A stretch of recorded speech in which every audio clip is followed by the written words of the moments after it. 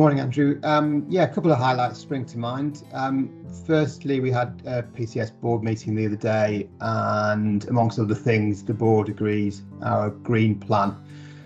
James and the team have done quite a lot of work on that, and sometimes it feels, especially when you're working under so much pressure, that talking about sort of the green agenda feels like a luxury rather than something that you can practically do. And I think that's where the green plan, James has developed it really well in terms of it isn't something that's just aspirational and unachievable. It's something that really feels like it can be embedded in the way that we deliver care. I think we'd all agree that climate change is a huge issue that we can't just put off as a luxury that we tackle later on. We have to be doing practical steps now, and I think we've got the right balance in terms of goals that will make a difference but that are achievable. So that's a really positive step forward as an organisation, and I'd urge people to have a look at the plan and think about what else they can do. Any suggestions are always welcome in terms of small steps that we can all do to contribute to the green agenda. So that's one thing. Second thing, I was at South Yorkshire Primary Care Conference on Saturday over at Rotherham. There were some PCS colleagues there, which was great to see. It was a real sort of pleasure to be asked to chair the day. I think it went down really, really well.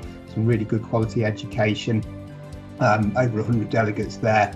Obviously, Primary Training Solutions, our subsidiary, were instrumental in organising the day. So it's really good to see that it went well. There's always things that we can develop and learn on, but I think from a sort of perspective of a first ever conference, it was really, really positive.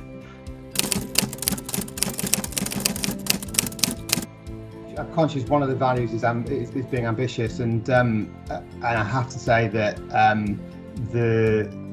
the quality and professionalism of that conference felt really up there.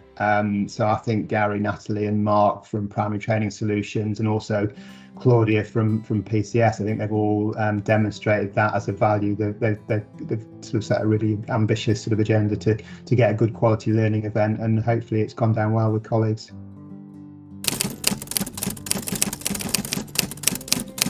Things again on the theme of education, so there's a respiratory PLI coming up if people haven't clocked that in their diaries, so that should be again another positive and good quality learning event for people.